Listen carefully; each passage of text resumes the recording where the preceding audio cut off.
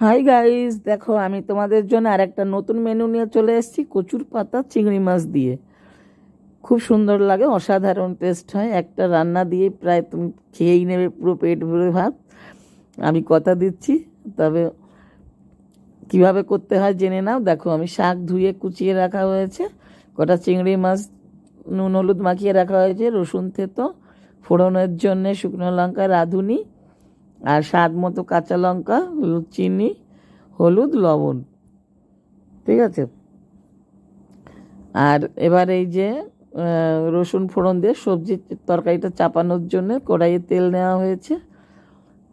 তেলে আগে শুকনো লঙ্কাটা দিয়ে দিতে হবে, তারপর রাঁধুনি ফোড়ন। এবার রাঁধুনিটা লাল হলে রসুনটা দিয়ে দিতে হবে। রসুনটা একটু লাল ব্রাউন হলে পরে তারপর চিংড়ি মাছটা দিতে হবে।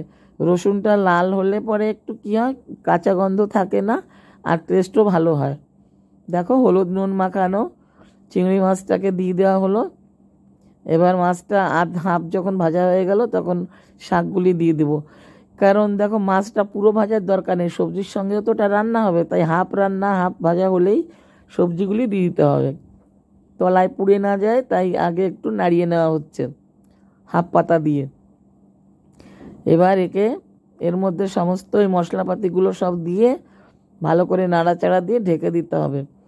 তোমরা প্লিজ গাইজ আমার এই মেনুটা নিজেরা ঘরে ট্রাই করো, রান্না করে খেয়ে দেখো। যদি সুন্দর না হয় কি বলবো, তোমরা বলবে বাহ শিখাদি যে মেনুগুলো দেয় খুব ভাল লাগে, খুব ভাল লাগবে। এই একটা মেনু দিয়ে খাওয়া হয়ে যাবে। তাহলে দেখেছো, আমি সব নুন চিনি হলুদ যা পরিমাণ মতো রাখা ছিল সব দিয়ে, সব শাক দিয়ে এবার নাড়াচাড়া দিয়ে ওটাকে হালকা আছে ঢেকে দিতে হবে। প্লিজ গাইজ, তোমরা আমার এই মেনু বা আমার এই ভিডিওকে প্লিজ শেয়ার করো, লাইক করো, কমেন্ট করো, বানিয়ে খেয়ে কেমন লাগে বলো। দেখো, হালকা আছে ঢেকে দেওয়া হলো, আগুনটা কম করে দেওয়া হলো। এবার মাঝে মাঝে উল্টাতে হবে, উল্টে দেখতে হবে।